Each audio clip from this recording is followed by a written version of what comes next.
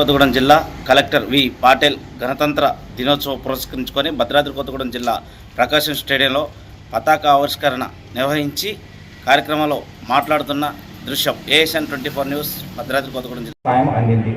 23 రైతు వేదికల్లో ప్రతి మంగళవారం రైతు నేస్తం కార్యక్రమం నిర్వహిస్తూ ఆధునిక పంట సాగుపై అవగాహన కల్పిస్తున్నాము.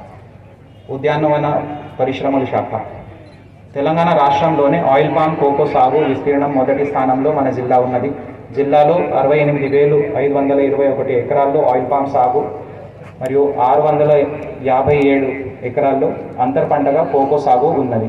బిందు సేద్య పథకం కింద SC/ST రైతులకి 100%, BC మరియు ఇతర రైతులకి 90%, 5 ఎకరాలు పైబడిన రైతులకి 80% సేద్య పరికరాలపై రాయితీ అందించడం జరిగింది.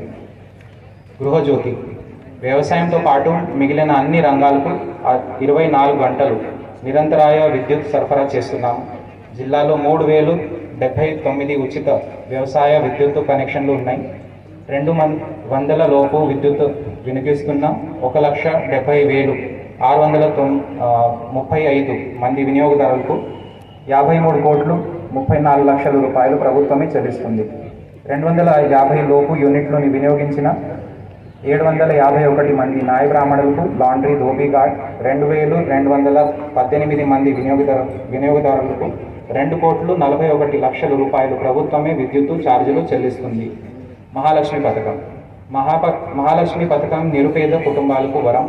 ఈ పథకం ద్వారా అర్హులైన 1,47,161 మంది లబ్ధిదారులకు 500 రూపాయలకే గ్యాస్ సిలిండర్ ఇస్తూ ఇప్పటి వరకు 4,18,509 సిలిండర్లు సరఫరా చేయడం జరిగింది.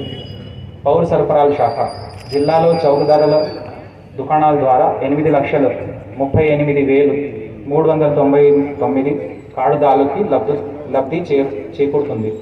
233 సంక్షేమ వసతి గృహాల్లో విద్యార్థులకు ప్రతి నెల 77,139 మందికి 1,634 పాఠశాలలకు మధ్యాహ్న భోజనం సౌకర్యానికి 146 మెట్రిక్ టన్నులు ఫోర్టిఫైడ్ సన్న బియ్యం సరఫరా చేస్తున్నాం. 160 ధాన్య కొనుగోలు కేంద్రాల్లో ఏర్పాటు ద్వారా 17,706 మంది రైతుల నుండి ఈ 1,12,720 టన్నులు ధాన్యం కొనుగోలు చేసి 261 కోట్లు చెల్లించాం. జిల్లాలో సన్న రకం వరి ధాన్యం 91,670 టన్నులకు గాను 14 కోట్లు 18 లక్షలు బోనస్ చెల్లించడం జరిగింది. మహిళలు, శిశు, దివ్యాంగులు మరియు వయోవృద్ధుల సంక్షేమ శాఖ జిల్లాలో 2,060 అంగన్వాడీ కేంద్రాల ద్వారా పౌష్టికాహారం పథకం కింద 31,268 మంది పిల్లలకు బాలామృతం పాటు ప్రీ స్కూల్ విద్యను అందిస్తున్నాము. 6,092 మంది గర్భిణులకి 6,989 మంది బాలింతలకు పౌష్టికాహారం అందిస్తున్నాము. ఆపరేషన్ స్మైల్ ద్వారా 13 మందిని, ఆపరేషన్ ముస్కాన్ ద్వారా 33 మంది బాలలకు గుర్తించి విముక్తి కల్పించాము. దివ్యాంగులకు సంక్షేమ కొరకు స్వయం ఉపాధి పథకం కింద 30 యూనిట్లు గాను 52,50,000 అందించడం జరిగింది.